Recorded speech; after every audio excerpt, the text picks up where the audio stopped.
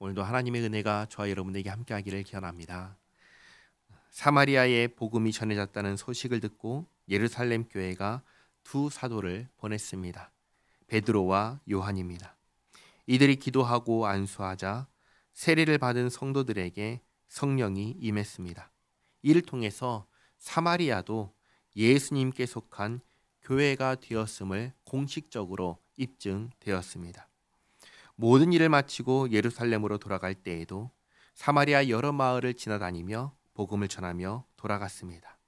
이제 다시 사마리아에 복음을 전했던 일꾼 빌립에 대한 이야기입니다.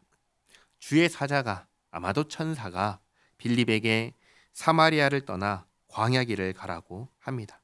빌립은 이 말씀에 순종하여 갑니다. 거기에 누가 있냐면 수레를 타고 가는 한 사람이 있었습니다. 27절에 있는 것처럼 에디오피아 사람 넷이입니다. 이 사람이 예배하러 예루살렘에 왔었습니다.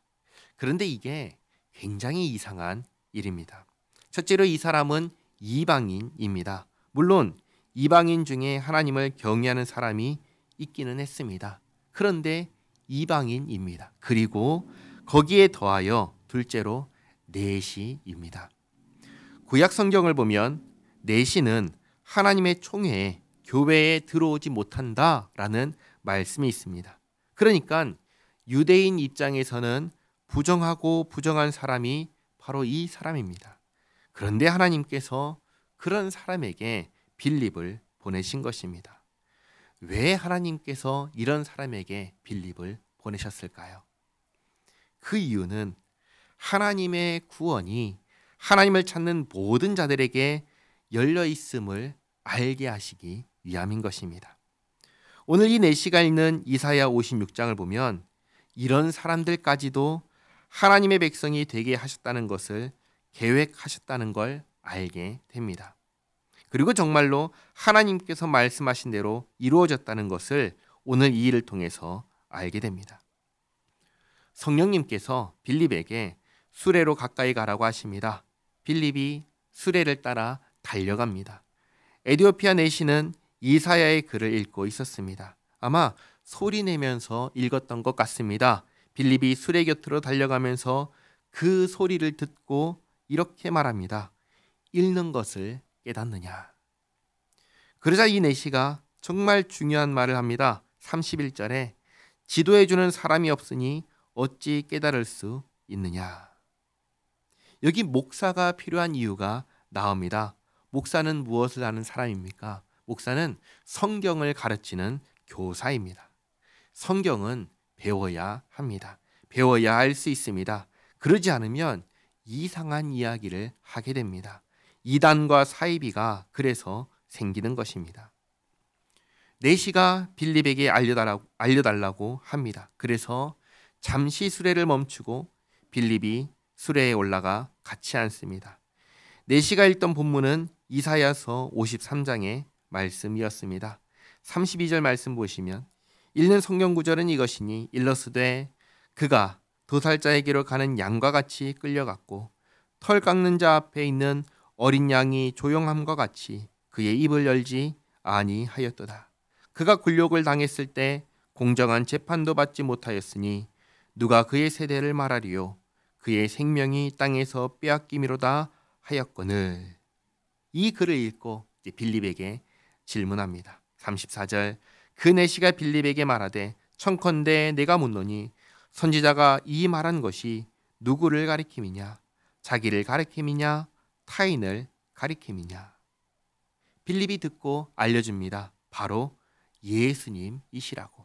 그리고 복음을 전합니다. 복음은 무엇입니까? 복음은 예수님께서 우리가 받아야 할 죄벌을 대신 받으셔서 우리를 죄에서 자유하게 하셨다는 소식입니다. 지옥 갈 우리를 천국에 가게 하셨다는 소식입니다. 예수님께서 우리를 하나님의 자녀가 되게 하셨다는 소식입니다. 이 복음을 에디오피아 내시에게 전했습니다. 그러자 이 내시가 복음을 받아들입니다. 예수님을 자기를 위하여 죽으신 나의 구원자로 받아들입니다. 그러면서 이렇게 말합니다. 36절 길 가다가 물 있는 곳에 이르러 그 내시가 말하되 보라 물이 있으니 내가 세례를 받음에 무슨 거리낌이 있느냐. 세례는 누가 받습니까? 세례는 예수 믿는 사람이 받습니다. 물론 마술사 시몬처럼 예수님을 믿는다고 하면서 세례를 받았지만 그 마음은 예수님을 나의 구주로 모시지 않는 사람도 있습니다. 그러니까 세례를 받는다고 해서 전부 다 예수 믿는 사람이라고 단정할 수는 없습니다. 그러나 그 속에 있는 일은 누구도 판단할 수 없습니다. 그건 그야말로 하나님과 나 사이에 있는 일입니다. 다른 사람은 알 수 없는 일입니다. 그러니 공적으로는 예수님을 나의 구주로 고백하는 사람에게 세례를 베푸는 것입니다. 그리고 세례를 받은 사람은 이제 교회의 일원이 됩니다. 그래서 38절에 있는 것처럼 빌립이 내시에게 세례를 베풉니다. 이방인이, 그것도 내시가 하나님의 교회의 일원이 된 것입니다.